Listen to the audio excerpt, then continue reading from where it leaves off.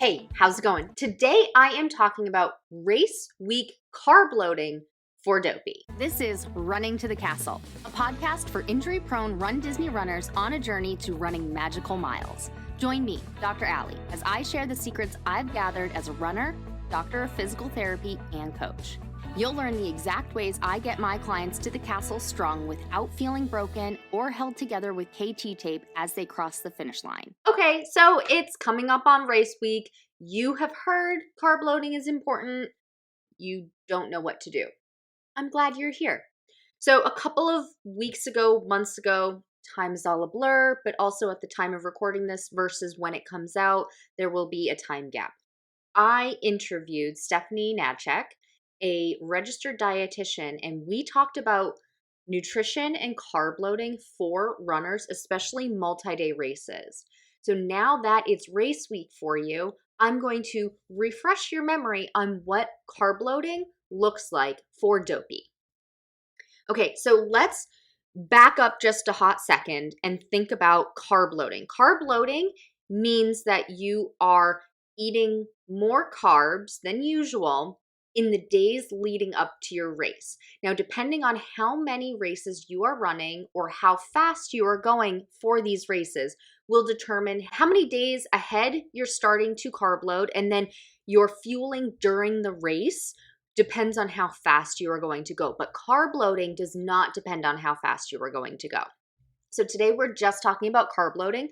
Check another episode for intra-run fueling. So fueling during your race. That's what you're eating and consuming during the race. This is pre-race.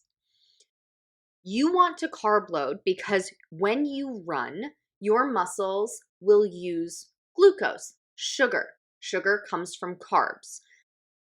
Your muscles store carbs and glucose as glycogen in your muscles for quick utilization while you're running.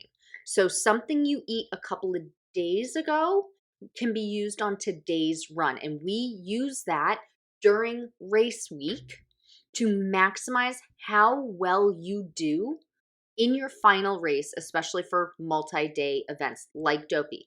Running 48.6 miles, that is a lot of miles. Whether you do it in one go or you do it over the course of 4 days, that is a lot of miles. And you need to fuel your body for all of those miles, or you will bonk. If you bonk, you are more likely to get injured. We don't want that to happen. We want a strong and fast finish. Okay, so carb loading. For Dopey, you have your 5K, your 10K, your half marathon, and your full marathon. A big mistake I see RunDisney runners making is that they don't start carb loading soon enough because they think, oh, the 5K and the 10K, I'm not out there that long.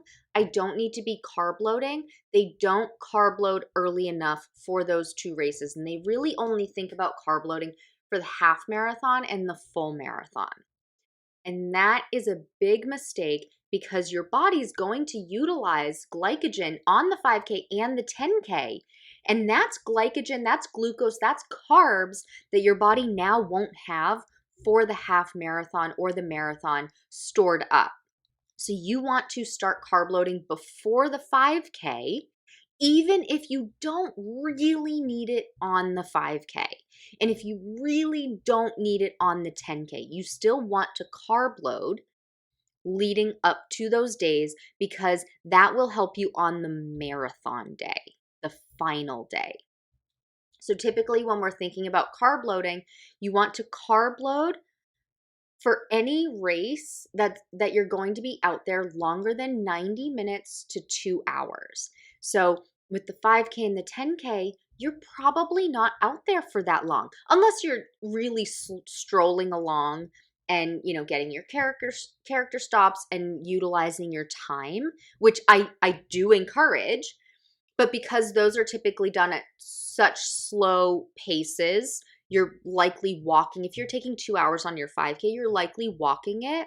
And you may not need all of those carb stores, all the glycogen stores that you would for a different 2 hour long race.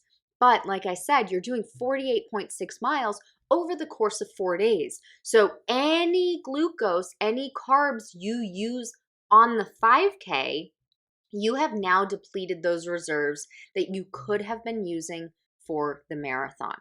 So for Dopey, you want to start carb loading at least the night before the 5K. Maybe even go ahead and start the day before that, just to be on the safe side. Okay, so we are doing at least Wednesday, Thursday, Friday, and Saturday. So for Dopey, you are going to start carb loading on Tuesday. Okay, so your 5K is on Thursday, so you'll start carb loading Tuesday, Wednesday, Thursday, Friday, and Saturday. So we are doing 5 days of carb loading for the Dopey race.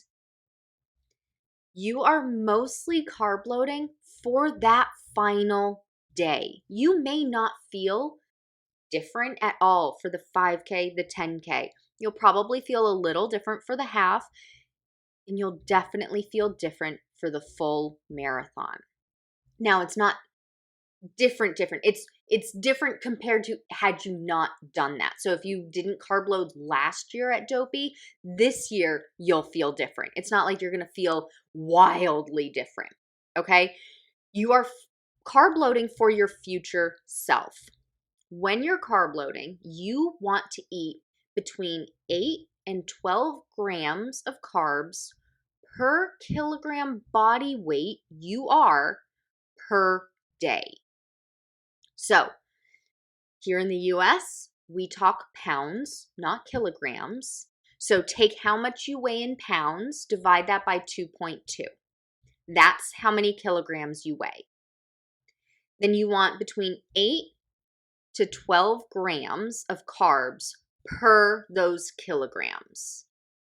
For easy math and to smack dab get the middle, the average, let's take 10.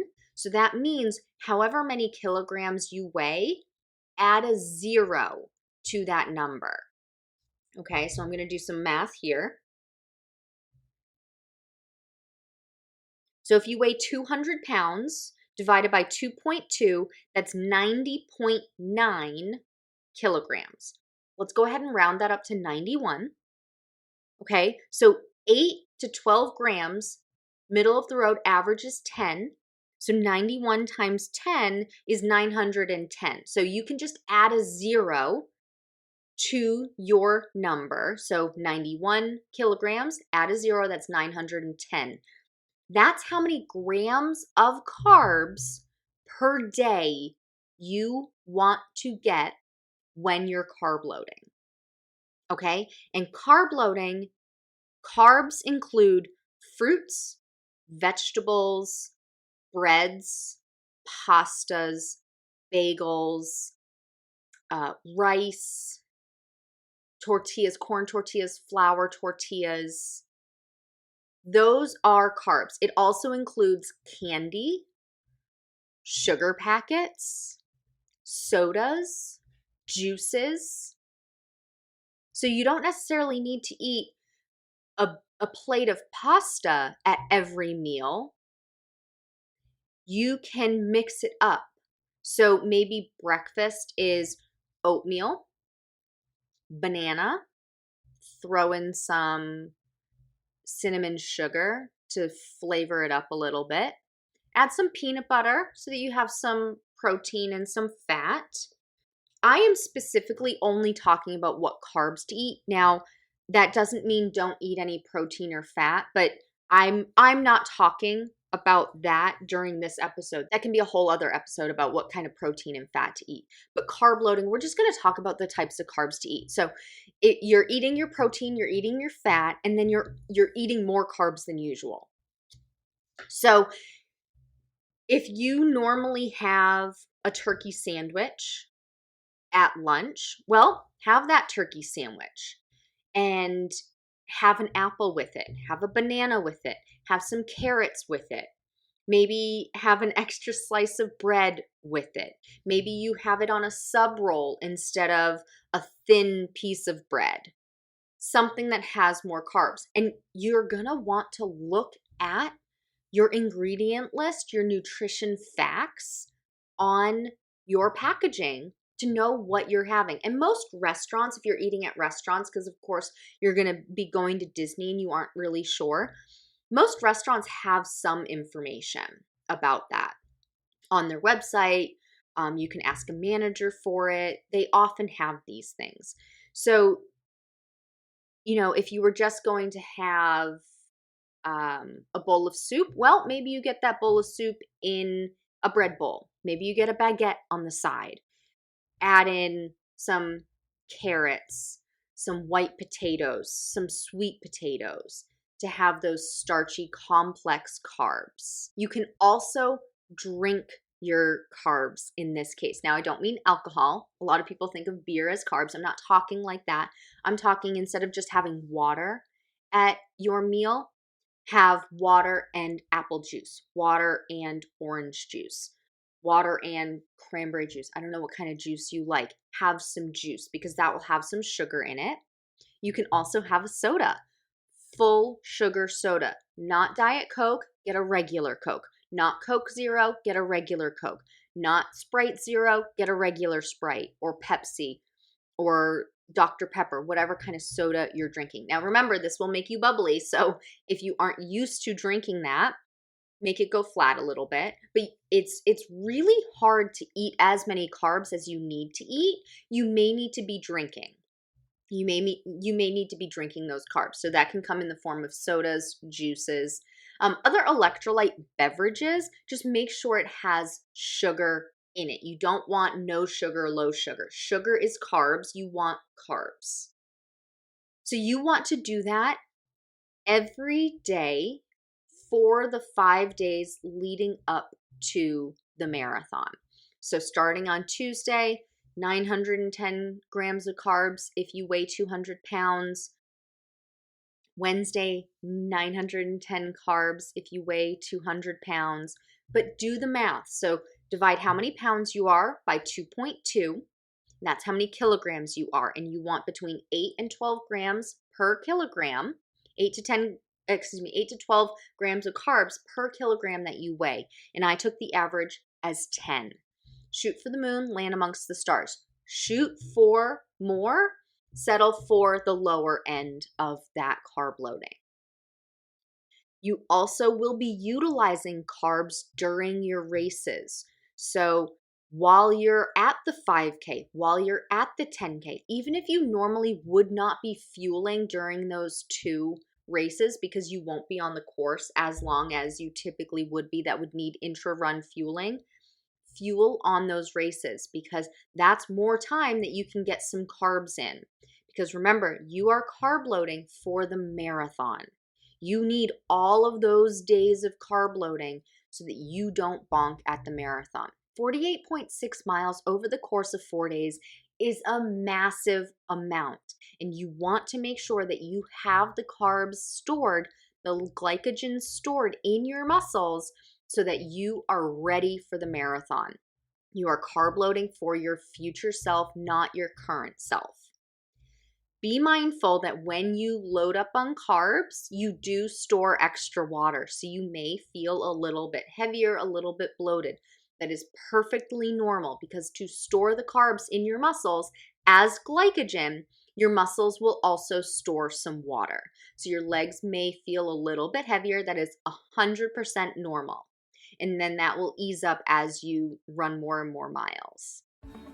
Hey, can I ask a quick favor? If you're enjoying this podcast, would you take 20 seconds to leave a rating and review? Leaving a rating and a review helps other runners find this podcast because the platform you're listening to this on will start suggesting it to runners like you. All it takes is 20 seconds. Thank you so much for supporting this podcast. As always, thanks so much for listening. That's all for now. Talk to you soon.